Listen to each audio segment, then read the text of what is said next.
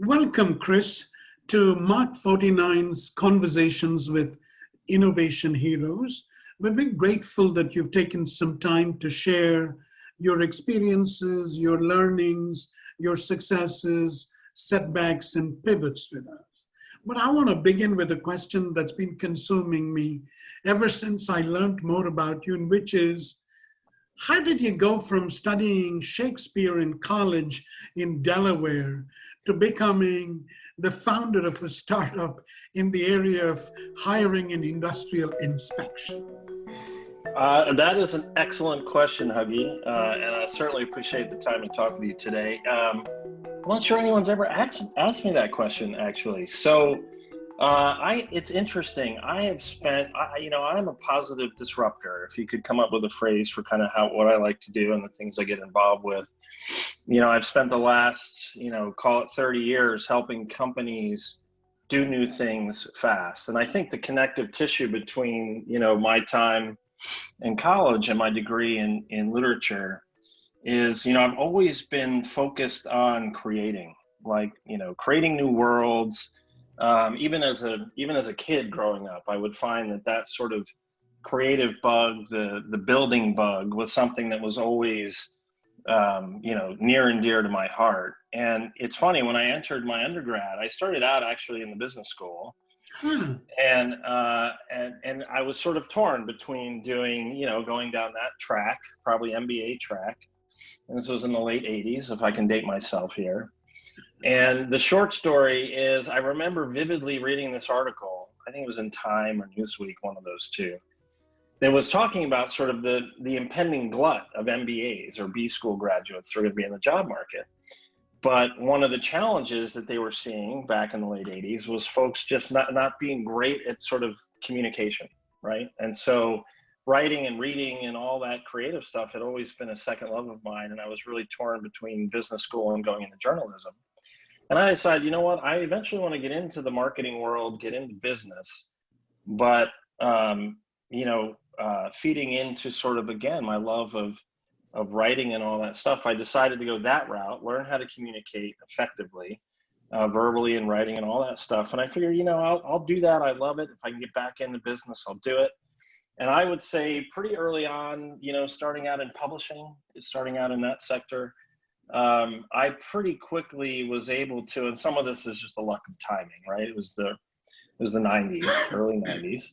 I was able to get into this thing called the internet, was just being commercialized, right, at that time. And so I think for me, it was an opportunity to do what I really love to do, but, figured that I could use that, that creativity and what I learned in terms of communicating to take that into my business life. And it's worked out pretty well.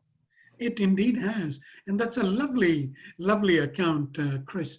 I'm curious, who's your favorite Shakespearean character and why?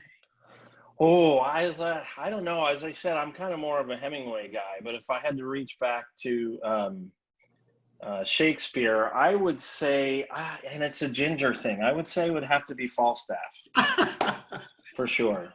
And I would say I'm a bit of a Falstaff presence. I love the Falstaffian connection, Chris. But since you've, of course, shared your admiration and affection for Hemingway, which novel or piece of Hemingway do you think speaks to you the most as a founder, as an entrepreneur? Oh, that's another great question. I think there's so much to draw upon. I would say, I'm a huge fan of the short stories. And actually one of my favorites, I don't know if I can connect the dots here, but I'm gonna try, is one of my favorites is The Short Happy Life of Francis McComber. I don't know if you know this one. Yeah. And it's a dark, tragic, super Hemingway tale, right, on safari and so on. And there is something about it that is, brutally honest and forces one to be, incredibly sort of self-aware and in the moment. And I think that's an excellent sort of allegory for what it's like to be in the startup world. I mean, I think one of the hardest challenges for any founder or early stage startup employee, for that matter, anyone on the ride or on the journey, is really, it's this balance between being a, you know, unstoppable force and champion and evangelist for what you're trying to build and the problems you're trying to solve, you know, in the space that you're working in.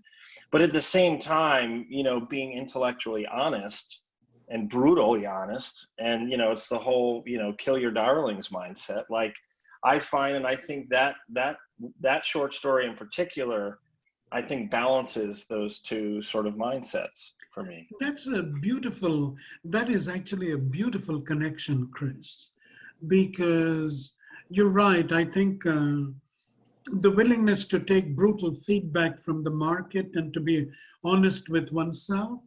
And what I hear you saying is, if you really are an innovator or an entrepreneur, is there therefore no room for self-deception? I mean, I would say, you know what, I'd like to say that there's a difference between, I'm a highly aspirational force or being, right? In everything I've ever done. And I do believe to a certain degree for startup initiatives, and whether that's, you know, running a startup company or, you know, building a new business line or product line within the corporate world, it's not much different. I think there is a balance between that self-deception and what I would say sort of a necessary aspiration in terms of, you know, you do need that belief in what you're doing. And I think for us, with what we're doing with Surehand, Nicholas, my co-founder, Nicholas Smith, and I went through, you know, the Mach49 incubation process. And coming out of that, before we even raised our first dollar and stood the company up, he and I spent a lot of time working on our MVP2 deck. And for us, that was simply the mission, vision, purpose, values, principles, you know, the DNA of what this company would become.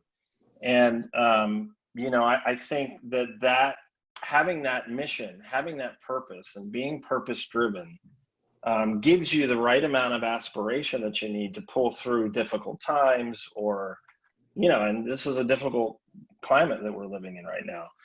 And, you know, so I would say, I don't think it's self-deception. I think it is a functional or necessary aspiration that, you know, you need to keep pulling and pushing through those obstacles, but be mindful of the signal you're receiving, right? It's a delicate balance. It is a balance, indeed. So let's actually talk about Surehand. How did you come up with the name? It's like an unforgettable name. No, I appreciate that. We've gotten a lot of good feedback, and it's funny, we used a branding firm in the early days out of Salt Lake City, great firm. But, you know, naming is tough. Right? Naming is particularly these days, finding a brand or a name that's clean from a domain standpoint, from a legal standpoint, you know, trademarks, all this other stuff. And, oh, by the way, it needs to speak to your audience and support the story and all this other stuff. And this is honestly one of those sort of creation myth or origin story type things where, you know, we had been working with the branding firm to come up with the brand. And, you know, naming wasn't necessarily their expertise, but I had a background in branding and naming. So I felt like, okay, I give, you know, things, if we have a hard time, we can do it ourselves, I suppose. And it was sort of one of these things where we had done a lot of work with them to really understand the brand, the voice, what we're trying to do, our audience. So we really had a good sort of, I think, framework to build a name or a brand around. And I just literally took a weekend, and I would say, I think we went through the naming. I came up with like 800 naming candidates. Wow. In a Google sheet, like literally 800. Scanned them all for USPTO, trademark cleanliness, social surrounds, you know, the whole thing. And it was just one of those kind of, I guess, happy accidents in a way where we just reached the end of the line, I think, in terms of we just couldn't find something we liked. And it was one of those moments where, going back to the firm, you know, and the principal there, we just realized that it was the perfect fit. And honestly, it's one that can expand with us over time. And I think, you know, when I look at what's going on in the skilled industrial trades and the folks we're serving on the worker side of the Surehand ecosystem, you know, these are unsung heroes to us. you know, and I remember my grandfather being in the textile world, was in the manufacturing world. Like, we've kind of pulled away from the skilled trades in terms of them being, you know, frankly, really, you know, rewarding career paths that we should, you know, move our children into as they come out of high school, right? And so for me, Surehand and what it evokes is there is this sort of heroic, trusted dimension to it. And anyway, we were really happy with how that worked out. And Yeah. it was in the end a collaborative effort. I mean, the framework is everything, and we just had to push a little harder to get to the actual brand. Yeah. What I loved about the name was exactly what you said, Chris. You know, the emphasis on trust and reliability, and, you know, that we'll have your back, you know, so to speak. So tell me, you mentioned earlier a very interesting thing about entrepreneurs needing to understand themselves when we were talking about Shakespearean connections. The other side, as you implied, is one also needs to understand the world to figure out where exactly there is an opportunity. So how did you come to the space of industrial inspection, non-destructive testing, and then say, that's where we're actually going to be helpful? Yeah, no, it's a great question. I think for Surehand, and you know, we were a little unusual, and I think in our journey relative to corporate venturing and, you know, the focus of Mach, in the sense that my co-founder and I actually came into this process as outside entrepreneurs.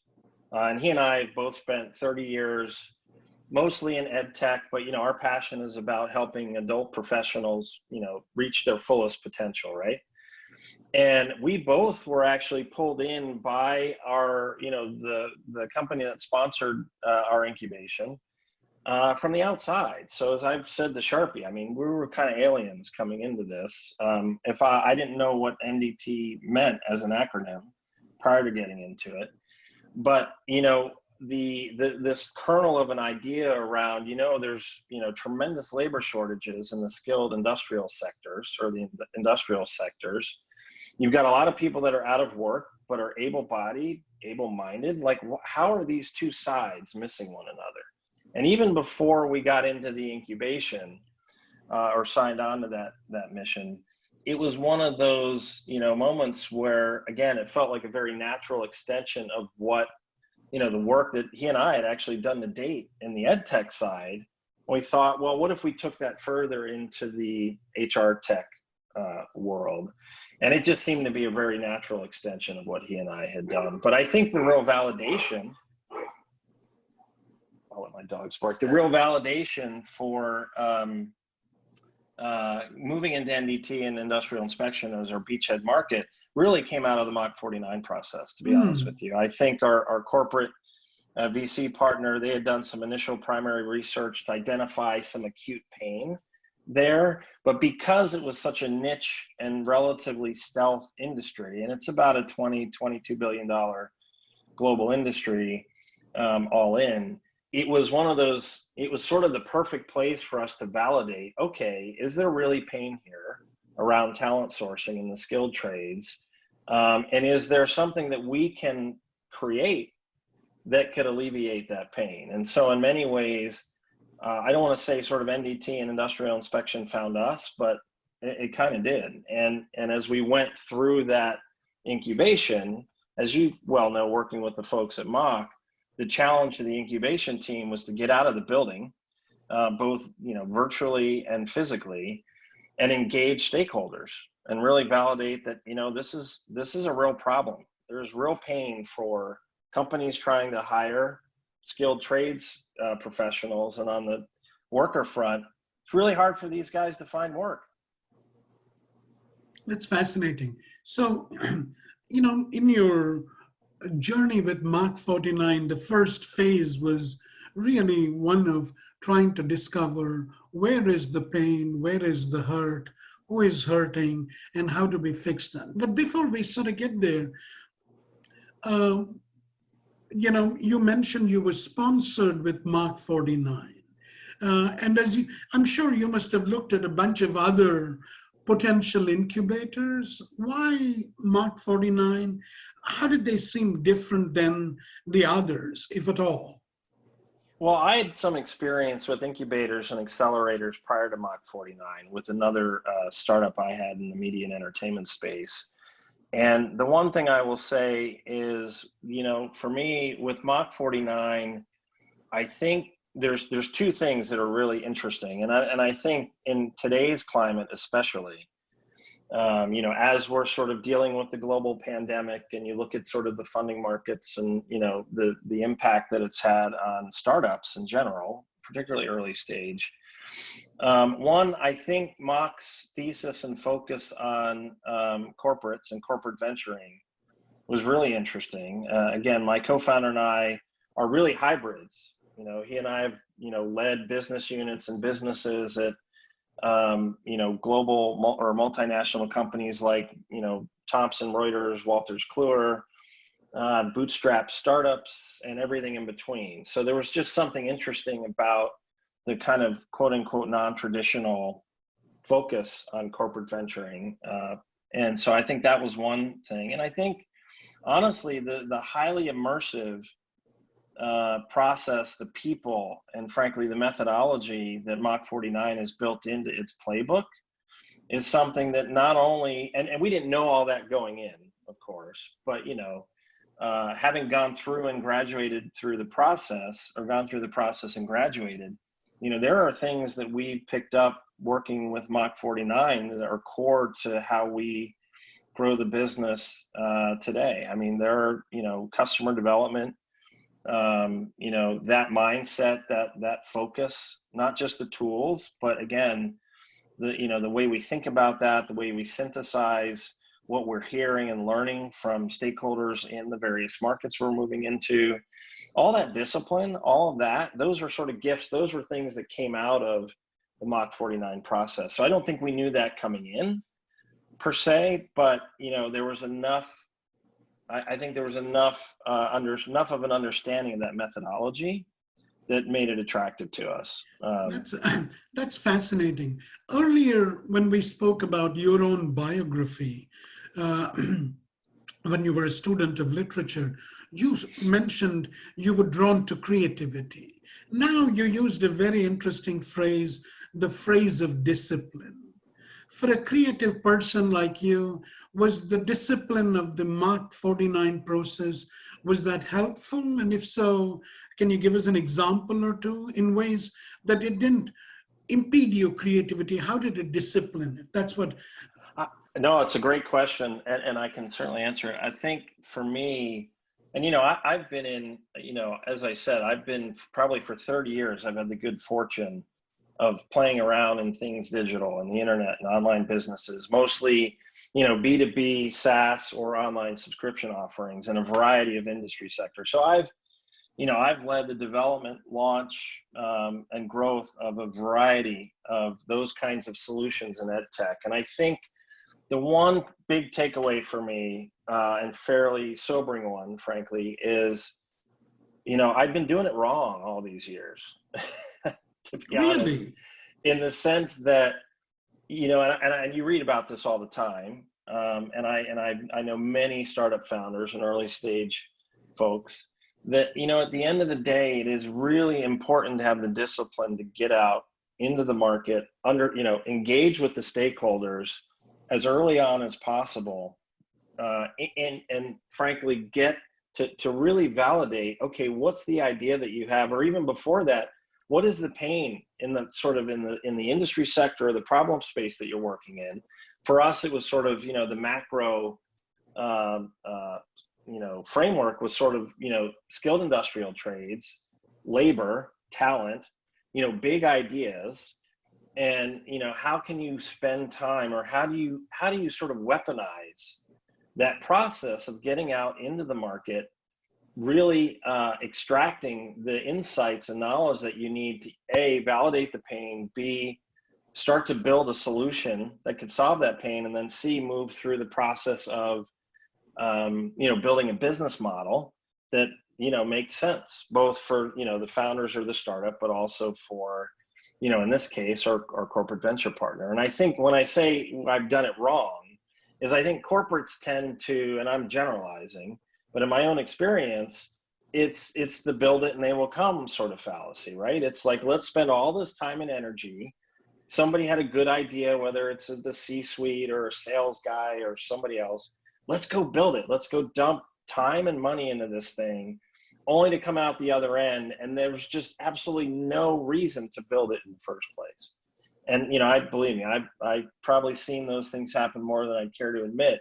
And I think the structure and the discipline of the Mach49 process are really provides that sort of toolkit and the guardrails, if you will, to allow all that creativity and all that brainstorming and all that ideation to happen. But it's within a process. It's driven by a structure. It's driven by a timeline. And you can't, and you don't run the risk of, going off the rails because of that structure. So, again, this isn't to say these things are formulaic or that you can just, here's the recipe. If you take all these ingredients, you get perfect apple pie. It's not obviously that simple, but I think the Mach process really affords a lot of room for that creativity, for that innovation. But again, structures it in a way that you get to a desired outcome. Right. And I can tell you firsthand with Surehand that I just love the way you sort of contrasted both the things, approaches, Chris, as you imply. Large corporations, the build it, they will come mentality is it's being resource rich but idea poor. And I think what you're saying here is, hey, innovation in the end has to be idea led. And the only way you can be idea led is if you actually start with customers, customer insight, and customer discovery. Now that we're talking of the Mach49 process, if you were to think of the process as a journey for you and Nicholas, your co-founder, how might you actually describe the journey for both of you?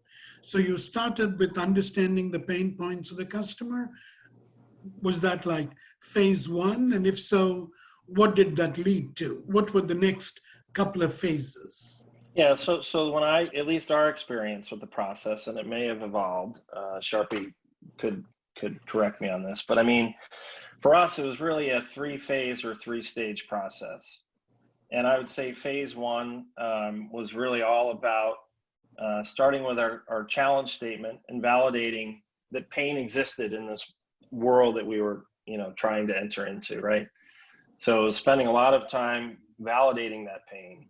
Phase two, I would characterize as sort of really probing at that pain, right? So once we understood that, yeah, there's a real problem here, what are the sort of scenarios or solutions that we might develop to alleviate that pain? What would ring the bell the most for the stakeholders? They're not even really, in my mind, customers at that point, right? Because they're stakeholders. So when you look at what we were trying to do in our market beachhead, it was really all about asset owners. So the companies that, own refineries and pipelines and bridges and, build rocket ships and airplanes and all that stuff.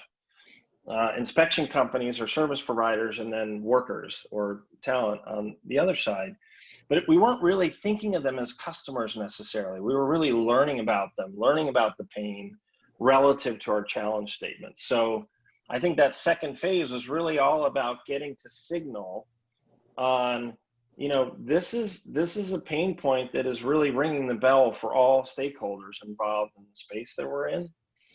And then the third, to me is it's about, okay, now that you've validated the pain and you've dialed in on, if we built this, they might not come necessarily, it's never a guarantee, but at the very least, the prototype testing and feedback we were getting gave us really strong signal that, again, not only did they have this pain, but if there were something like this available to them, not only would it mitigate their pain, but they would use it or pay you for it, right? And you never really know. I mean, you're getting NPS scores, you're getting sort of various metrics, but it's that third phase that, that's where you really start thinking about building a business. What's the business model? How are we going to monetize? What's the TAM? And, and I think my suspicion is that the vast majority of founders or early stage startup folks, a lot of times jump right to that third phase, right? They got a pitch deck. They think on paper that, you know, this is a great idea. Here's the TAM. We can do the math. Look at the potential. And they may not have necessarily gotten out of the building, talk to folks. So I think all three of those phases are really important. I do think that the fact that it was a 90-day cycle was a tremendous forcing function for us. I used to describe the incubation life as every week in incubation was like a month in the real world. So you have a 12-week incubation, that's like spending a year in your corporate gig. Super intense, but super rewarding as well. That's lovely. You're absolutely right. The clock speeds are so different. So, Chris, as you went through the Mach49 process, did you feel that Mach49 was your sure hand? Oh, that's a great way to put it. I'll definitely take that. Yeah, I mean, listen, there is, you know, we just talked about how accelerated time is in the incubation, you know, life. And it is, I would say that, you know, well, first of all, you know, speaking of David, Charpie's on the call. I mean, you know, Charpie and I would say we hit it off very early on out of the gate. But the thing I liked about David was that he was equal parts push and tough love for me, but equal parts sanity check. And, you know, when you, because look, even in an incubation cycle, let alone being a startup CEO, it is a solitary, lonely existence, even with your co-founders, right? Like at the end of the day, or a co-founder, you know, you go to sleep with the business by yourself, and, you know, you wake up and it's just you and the business. And again, I'm not knocking the value of the team and all this. I'm just saying that you're where the buck stops. So I think from an incubation standpoint, my relationship with David and the support that he gave me was absolutely critical. And I think he did a great job of knowing when to be tough love and when to be the head check. And I would say that probably, I don't know, David, what, like 3-4 weeks in, we were, you know, we had found a good rhythm, right? And it was sort of, I think I had earned David's confidence as the team lead on the incubation journey. And, you know, I went to him as I needed to, right? So I think certainly from a senior EIR or entrepreneur in residence standpoint, I think that was hugely valuable. And then I think the team, you know, everyone from, you know, the synthesis work we were doing with Dave Blakely during ideation sessions early on to the product work and feedback we were getting from Clement Wang, as an example, who kept Nicholas, my product lead, on his toes, right? In the same way. And then the whole team, right? Whether it's, you know, the UX folks or the designers helping us do prototypes, whether it's the marketing crew helping us with our pitch decks. I mean, I felt like, you know, they not only were they a sure hand to help guide us through this process, but again, we could not have asked for sort of a better tailwind as a startup to come out of that process with our ducks in a row, as it were. I mean, we really got right to work upon getting funded, to be honest with you. That's wonderful. And we'll talk about the funding in a moment. So David, you've been listening to Chris describe the journey with Mach49, and he saw you as a source of both tough love as well as sanity check. How would you describe your role? I mean, listening to him, it sounds to me, you know, you were part confessor, part therapist, part content provider. How would you describe your role and your journey along with Chris and his team? Hey, Huggy, I think at the end of the day, I probably felt more like an adult parent than I did anything else, right? You know, sort of that relationship of friends and yet, you know, respect and getting through this process as effectively as you could. Because there was a lot of support and love in both directions. Because you know, Chris and I, as he said, hit it off very, very quickly. And lots of respect for what he was doing. But, you know, there's always the moments as I remember, during one of the early pitches, Chris, where you said to me, "Why you keep making me change this thing?" You know, and it's just one of those things where we get to know each other and we both know what we need to accomplish, and there's times that we're going to be very cognizant of the love, and there's times where it's like, okay, we got to get there, so here's what we got to do, right? So it really was a great relationship from that perspective, and with the team too. I mean, he had a wonderful team that he was supporting. So. It's sort of interesting when one thinks of the innovation journey, the incubation journey. Is it all about going fast, or are there things that you do slowly too? So how do you toggle back between going fast and going slow, David? I actually, to your point, I don't ever think about going fast or slow, right? I think Chris said it well. I think about there's a process map on which we lay this activity we call startup. And the goal is to use the process as a way to help us know where are those milestones and touch points. We've got to make sure we're getting in line and ready to go, so that when we're done, we have confidence in what we're doing. Like, Chris, having been the CEO a lot of times, it is a very lonely job in terms of, how do I know I'm actually doing something valuable and on the right track? And you never know, and you certainly don't want to turn to your team and say, guys, I don't know what the heck we're doing, because that doesn't give you a lot of confidence, right? So you do kind of have to have the process as a way to help okay, things are going okay, I'm on track, I know where I'm supposed to be, I'm hitting all the touch points. And that may, to your point, Huggy, set some of the pace, but the rest of it is about understanding that no matter what you're doing, the rest of the market is out trying to do the same thing too, and trying to get there ahead of you. And so there's a natural tendency to then just keep pushing your team and yourself at that process as fast as you can, to make sure you're in the most advantageous place you can be in terms of creating the business. So. That's actually a very interesting way of describing it, David. As I listened to you, I had this image, and please correct me if I'm mistaken. And the image I had in my mind is potential founders being in a room called doubt. And we need to get them to a room called confidence. And listening to you and Chris, the sense I get is the Mach49 process is the passageway between both those two rooms. Is that a reasonable way to describe the Mach49 process? I think it's an excellent way to describe the Mach49 process. I think, as we always say, there's really only two objectives. One of them is to create a successful business that gets funded. That's really clear to everyone. But there's the second, which is to win the hearts and minds of that team to become the founders and believe in and have ownership, passion, and desire to move on and continue this business to its successful completion. And that's all about removing that doubt, about making you feel that you truly are on a path that's going to change the world. And, Chris did that exceptionally well. Yeah.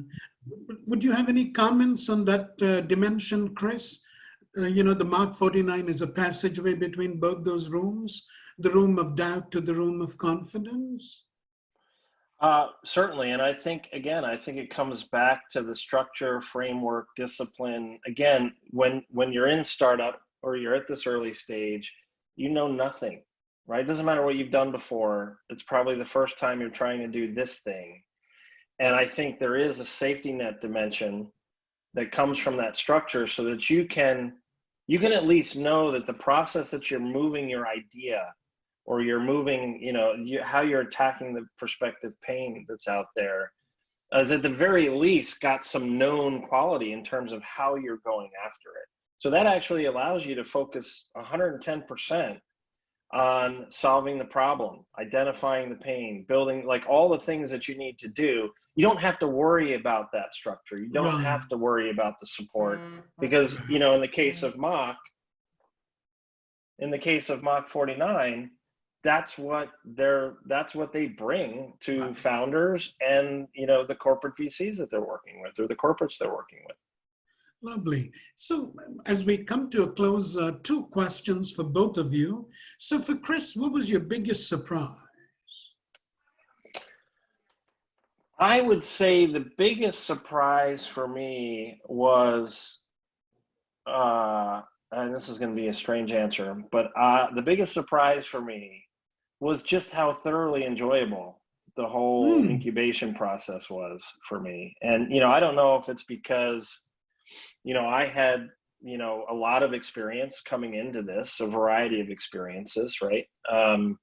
But I think in all candor, coming into this process, it can be intimidating, right? I mean, you come into this process, it's new, and I don't care how much experience you have in startup or corporate, you know, it's new and it moves very quickly. It is a, you know, this startup journey is a marathon and a sprinter's pace. And if nothing else, the Mach49 experience really got us in fighting trim for what we've encountered post-launch. But I would say it was just the enjoyable factor. I mean, honestly, as hard as we were working, I mean, I would do that process next time. Even knowing what I know, I would love to go through it again. My apologies. So, David, what was a surprise for you?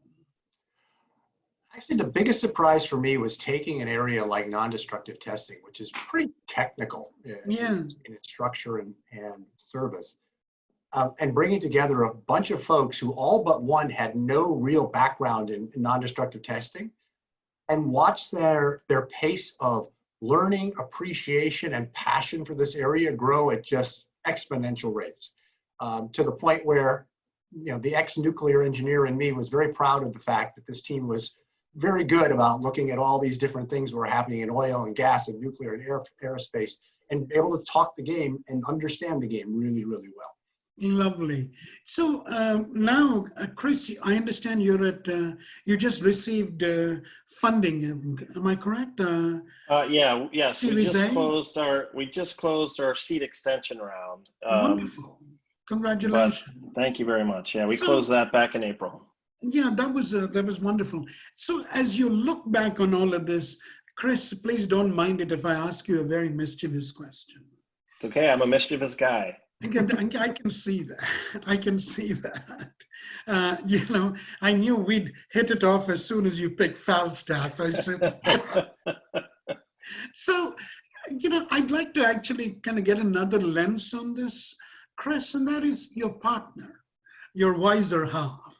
You know, how did your partner feel that you've changed and you've become a different person, if at all? Interesting. And I'll speak a little more softly because she's working in the next office. No. All kidding aside, my wife she's a CFO, a C-suite person at an e-learning company. She's done the startup thing. She knows early stage. So fortunately for me, coming into this, just nothing but support, right? And I think, so I'm certainly grateful for that. And I'm not saying that just because she's an earshot. But, you know, I would say that I think the big difference is the thing that I probably have taken from the Mach49 experience into my whole life, so not just startup, but all of it, is really this mindfulness. Like I really did, as I said, enjoy the experience. And I tried to, going through it, while, as David said, we were working tirelessly to you know, attack the challenge statement and really understand what was going on and get to a place where we can get to a fundable business idea or model. I was also trying to sort of be mindful of how we were going through that process. And I think that having that sort of, I guess, disciplined curiosity is a way to say it, is something that I was probably a lot more free form and sort of floating in that way prior to coming into the process. And I think that, again, when I think about my whole life, I tend to break things down now a little more differently than I might have coming into it. And I think my wife, again, being a CFO and a CPA, loves the structure, loves that I have a little bit more of that in my day and my personality. So I think there's no question that is something I carried forward. That's lovely. And so, David, let me pose the same question to you to close the loop. You know, you must have been tirelessly engaged in this adventure with Chris and his team. Must have been away from home for a bunch of time. So I'm curious, how did your partner and wiser half think you've changed for the better, if at all? Yeah, I think that especially with this incubation, I had what I think was a very unique opportunity for me, which was to find someone in Chris who believes in the startup journey in the same way I do. And what I mean by that is neither one of us ever came into this to make money. Neither one of us came into this to build products. We came in because we wanted to create cultures and environments and areas that we believe for ourselves and for others would be better places to work and better places for people to live. I love that. And having someone on the other side of that actually taught me a lot about things I still wasn't doing to support that goal in my life and with the rest of the people around me, and never mind the teams that we were supporting. Because Chris and I would talk about these topics a lot. And so I think my wife got to really help me and appreciate the fact that when I came home, I was much more cognizant of what I was doing at home, why I was there, what I was supposed to be doing there, not just being there and then going back to do Silicon Valley and do another incubation and another week on the travel. So it has been good, and it's actually taught me, and I think I've become a better leader of the incubation teams that I work with at Mach49 because of Chris and this interaction. Fantastic. So this brings us to the close. Are there questions I should have asked the both of you that I didn't ask? Oh, sorry, of me? Yeah. No, both of you. I mean, is there Oh. something I missed I should have spent a little more time on?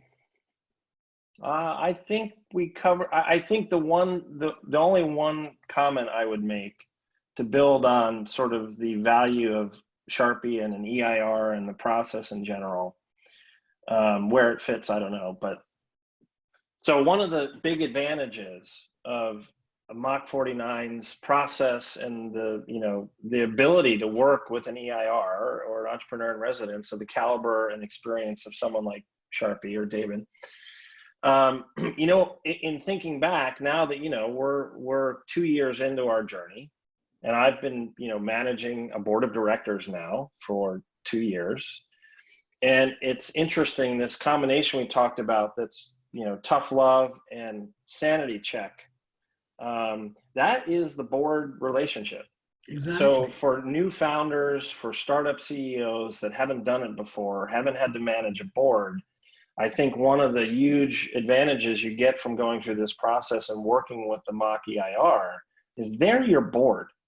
And it was a very easy transition as I moved in. And I had experience at the board level before, but nonetheless, it wasn't as formalized. It wasn't the scale that we're talking about.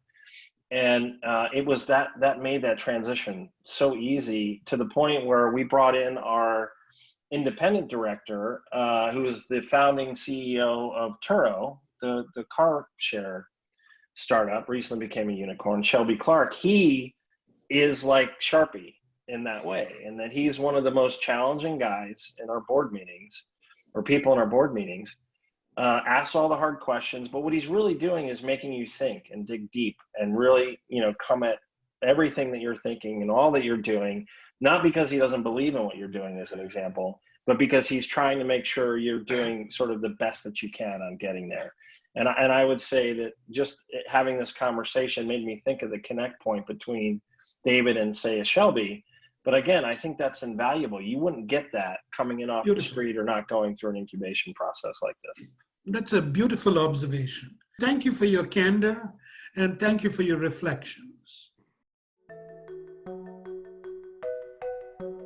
As we've ranged far and wide in our conversation about the Surehand experience with Mach49, one theme or set of issues we didn't talk about much was the mothership management, and, if you will, what you refer to as the post-graduation experience.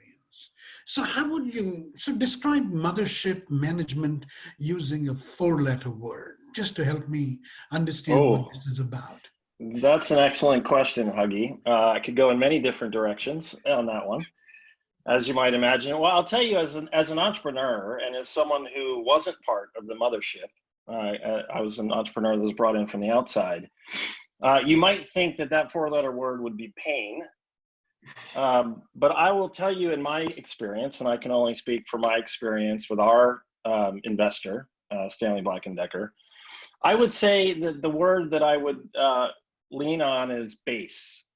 And the reason I say that is, you know, I think one of the things that you don't realize as an entrepreneur, as a startup person, a founder, is the assets that you can leverage from having a strategic investor or partnership that is a Fortune 500, Fortune 1000 global company.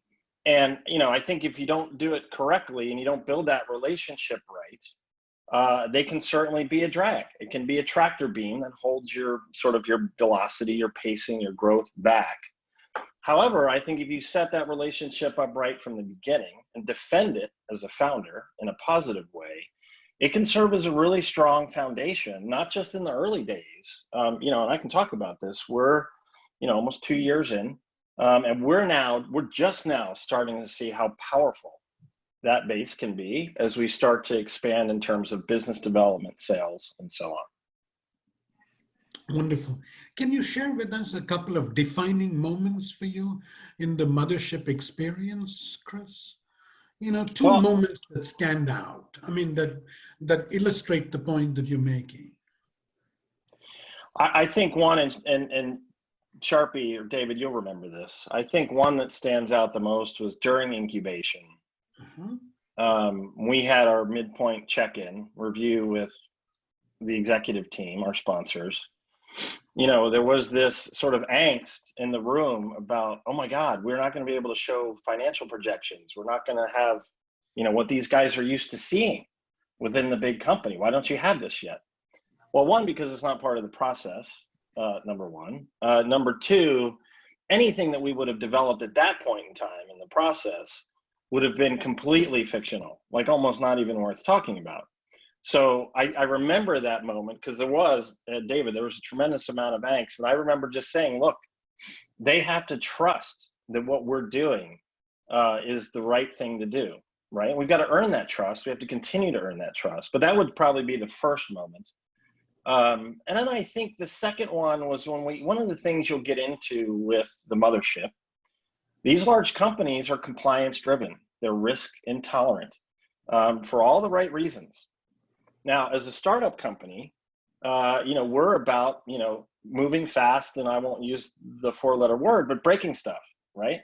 I think that still applies. And so the trick is in sort of balancing those things. So I think the second defining moment, and this continues, it doesn't go away, is sort of the first time where I said, you know, look, I understand and respect all of these protocols and policies and measures and ways you all do business. I get that it's important. But if we're to be successful, we need to be out at the furthest edge of the enterprise doing what we do best. And I think the middle ground looks something like, and this is how we've operated, that look, we will check your compliance boxes, but we're going to check them in a way that makes sense for our stage, for our scale. And to their credit, and I think what makes all of this work so well, in our case, with Surehand and Stanley Black & Decker, is the fact that they've bought into that. They have been patient, committed partners on this journey. And I think, frankly, that's made all the difference. Wonderful.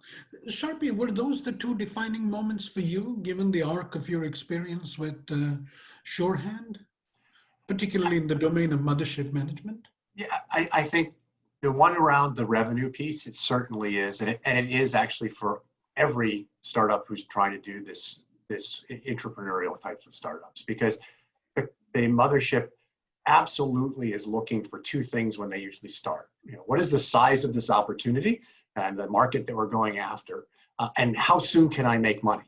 And to Chris's point, the realization that anything we do is essentially made up until we can get ourselves into the market and find out what people are willing to pay, how they're willing to absorb the product, what they're willing to do with it, is truly that. It's just fiction.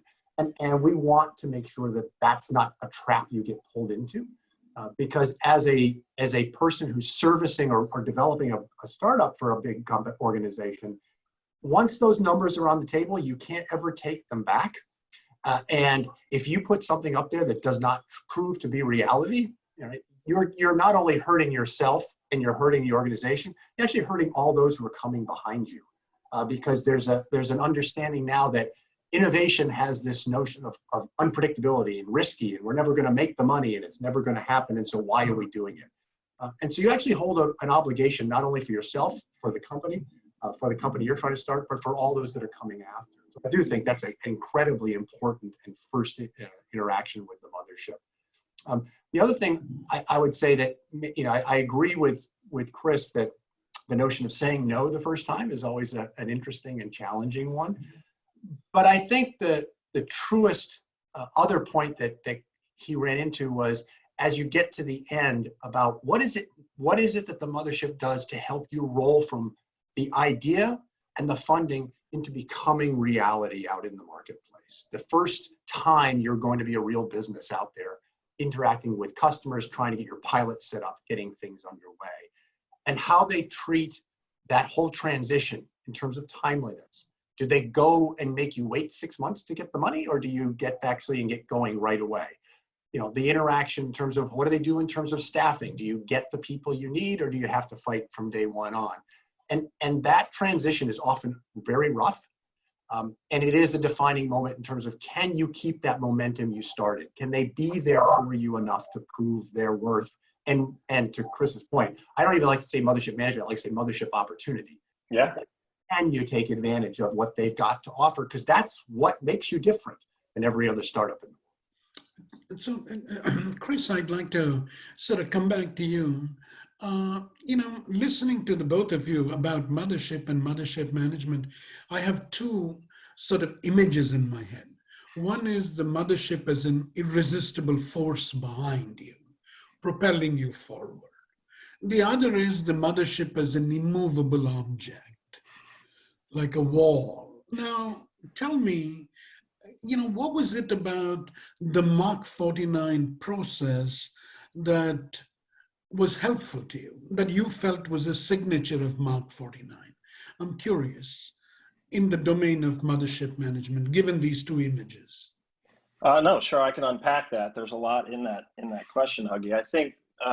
I think the first thing I would say is, Mach49 is a trusted partner to these, Fortune 1000 companies that aren't used to behaving this way or working this way. I mean, this is truly completely foreign to a lot of these companies. As an entrepreneur and as an operator, I've had the benefit, as has David, of working and having a foot across my career in both sides of both of those ecosystems. So I speak mothership, right? So I understand what they have to deal with. So that's an advantage for me. But like in many ways, and this is going to sound silly, but in order to innovate, you actually have to be innovative, right? And that cuts across everything that you do. And I think Mach49, one of their superpowers, and there are many, is the fact that they can come in and be that trusted advisor, that trusted counsel, the Sherpa, to help those companies get across that, because it's uncomfortable for them too, to be completely honest. So I think, and look, I view, as you can tell, I'm a huge, mothership is not a dirty word to me. It is a tailwind, not a tractor beam, on every single level. I would absolutely tell you that the benefits and the assets we've been able to leverage as a result of our relationship with Stanley Black & Decker far outweigh any, pain and suffering or slowdown. But again, I will absolutely tell you, it is on the CEO, founder, the management team, the leadership to manage that relationship no different than you would any other investor, right? And as David said, it can go both ways if you're not careful. And I would say one tip to add to this, I know Mach49, you guys are a big fan of yes ands, right? The old improv thing. I found there's another magical expression with mothership management, and maybe I shouldn't say this out loud, but I think it's worth it for the viewers here, is it's the no but. You can say no and then offer an alternative that's palatable. It doesn't always have to be this drawing the line in the sand. And I've found in my relationship that really helps, right? They'll take time to understand if you can present a reasonable business case why something is overwrought or doesn't make sense. So I think, we live in the world of yes and, but when you're dealing with the mothership, you got to get good at the no buts. That's lovely. That's really lovely. I love the contrast that you've developed there, Chris. What do you think, Charpie? I mean, yes and no but, are they two sides of the same coin? I think everything dealing with the mothership is two sides of the same coin. To your point already, Huggy, it is both a wall and it is, you know, a tailwind for you, right? As Chris and I discussed many times going into this process, at the end of the day, the success of being and working with the mothership is understanding that it's not good, it's not bad, it's just different. And you have to learn to manage in that different environment in an effective and efficient way. And so, yeah, no, you learn to do no but, you learn to do yes and. You also learn to take a different approaches to how you would normally think about a business. I mean, one of the other phrases I would often throw to Chris is, you know, how might we? And in the mothership, that's probably the most powerful phrase you have, because don't forget that the mothership is created specifically to be able to support the core business and the large things it does.